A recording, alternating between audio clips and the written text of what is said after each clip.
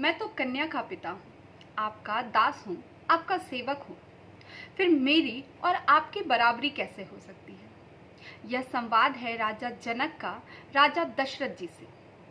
जब राजा जनक की पुत्री का विवाह श्री राम से हुआ, तब राजा जनक ऐसा कह रहे हैं कि मेरी और आपकी बराबरी नहीं हो सकती, क्योंकि मैं तो आपका सेवक, आपका दास हूँ। तो इस पर राजा दशरथ कहते हैं कि बिल्कुल, आप बिल्कुल सही कह रहे हैं कि मेरी और आपकी बराबरी तो हो ही नहीं सकती, क्योंकि आप यहाँ पर दाता हैं और मैं यहाँ पर याचक हूँ, मैं यहाँ पर भिक्षुक हूँ। मैं आपसे लेने आया हूँ, आपके अनमोल रत्नों को लेने आया हूँ। तो यहाँ पर दाता आप है और मैं भिक्षुक हूँ। तो एक दाता और एक भिक्षुक की कभी बराबरी हो ही नहीं सकती। तो ये कितना खूबसूरत संवाद जो है एक लड़की के पिता और एक लड़के के पिता के बीच हो रही है। और आप हमेशा देखेंगे कि जो लड़की का पिता होता है या जो लड़की वाले होते हैं, वो कभी लेते नहीं हैं, वो कभी मांगते नहीं हैं, वो हमेशा से देते ही हैं। वो अपनी बेटी हो या कुछ और, तो वो हमेशा से दाता ही रहे हैं। तो उनका स्थान जो है हमेशा से ऊंचा रहा है। तो यहाँ पर जो आपने संवाद देखा कि एक राजा दशरथ जो है वो कह रहे हैं कि मैं भिक्षुक हूँ, मैं याचक हूँ, मैं मांगने आया हूँ, मैं लेने आया हूँ।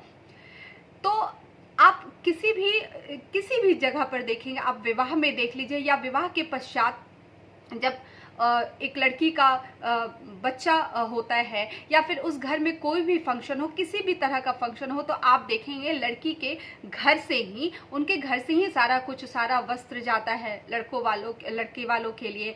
और इसके अलावा जितने भी फंक्शंस होते हैं, और तो और जब किसी की मृत्यु भी होती है तो भी जो सर पे जो वो पगड़ी बांधा जाता है वो भी लड़की वाले के यहाँ से आता है। तो यहाँ पर ये बताया जा रहा है कि लड़की वाले जो है वो हमेशा से देने वाले होते, वो दाता होते हैं। तो उनका स्थान जो है वो हमेशा सर्वश्रेष्ठ होता है।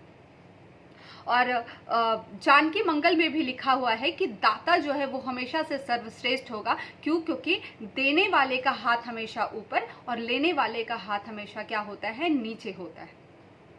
तो आपने देखा कि यहाँ पर जो परंपरा है कि लड़की वाले जो है वो हमेशा से देते हैं, वो कभी मांगते नहीं हैं, वो कभी लेते नहीं हैं। लेकिन यहाँ राजा दशरथ और राजा जनक के बीच जो वार्ता हो रही है, तो इस वार्ता में क्या हुआ कि राजा जनक ने राजा दशरथ से कुछ मांगा। तो ये बड़ा अचंभा था, बड़ा आश्चर्यजनक था सभी के लिए कि एक लड़की का पिता कैसे मांग सकता है लड़के के पिता से। तो राजा दशरथ ने कहा कि आप कैसे मांग रहे हैं? आप तो लड़की के पिता है, आप तो स्वयं क्या है? दाता है। आपसे तो मैं ले रहा हूं, तो फिर आपको मैं क्या दूंगा?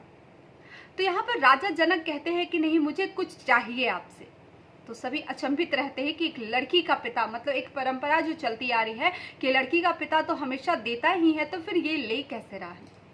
तो राजा जनक वहां पर राजा दशरथ से निवेदन करते हुए वो अपनी बात को रखते हैं। फिर राजा दशरथ कहते हैं कि ठीक है, चलिए आप मांग लीजिए कि आपको क्या मांगना है। तो वहां पर राजा जनक कहते हैं कि मेरी सिया बड़ी लाडली, कहीं भूखी ना रह जाए। वो कितने स्नेह भरे शब्द में कहते हैं कि मेरी सिया लाडली कहीं भूखी ना रह जाए, क्योंकि यहाँ जो है वो लाड प्यार में पली भरी है। और उसकी माता जो है वो हमेशा उसे कुछ ना कुछ खिलाते रहती है, उसे हमेशा कुछ ना कुछ उसका भोजन उसको देते रहती है। तो वहाँ पर जाने के बाद जब मेरी सीता वहाँ जाएगी तो वो कहीं भूखी ना रह जाए।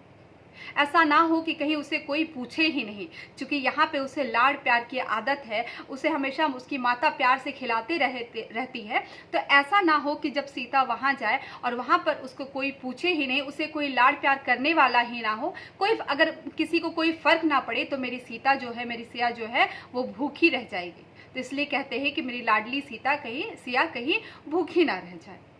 तो ये राजा जनक का एक निवेदन था या एक मांग थी राजा दशरथ से कि आप इस चीज को जरूर मान लीजिएगा।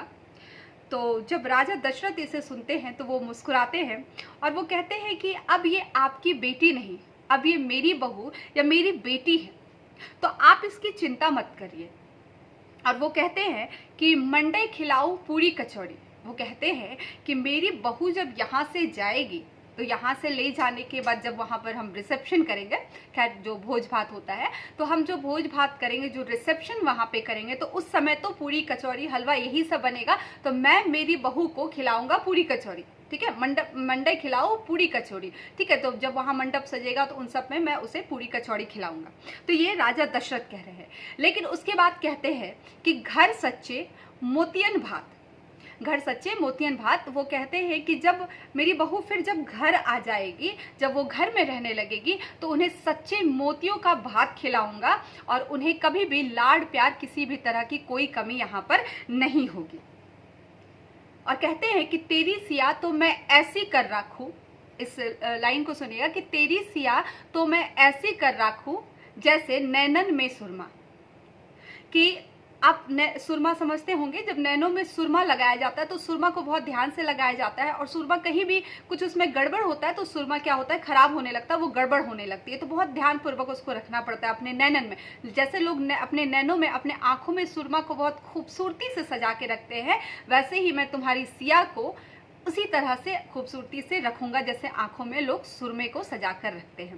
क्योंकि अगर मैं यहाँ पर सीता को नहीं पूछूंगा, नहीं खाने दूंगा, या उसे प्रेम से नहीं रखूंगा, तो यहाँ पर क्या होगी, मेरे ही आंखों की इज्जत क्या होगी, चली जाएगी, मेरी ही लाज जो है, मेरी ही जो प्रतिष्ठा है वो जाएगी। इसलिए मैं यहाँ पर तुम्हारी सिया को, जो अब मेरी बेटी, मेरी बहू है, तो उसे मैं एक सुरमे की तरह अपनी आंखों में सजा कर रखूंगा। उसे यहाँ पर किसी भी तरह का कष्ट कभी नहीं होगा, क्योंकि अगर उसे कष्ट होगा तो वो इज्जत, वो प्रतिष्ठा मेरी ही जाएगी, क्योंकि अब वो मेरे घर की प्रतिष्ठा और मेरी बहू है।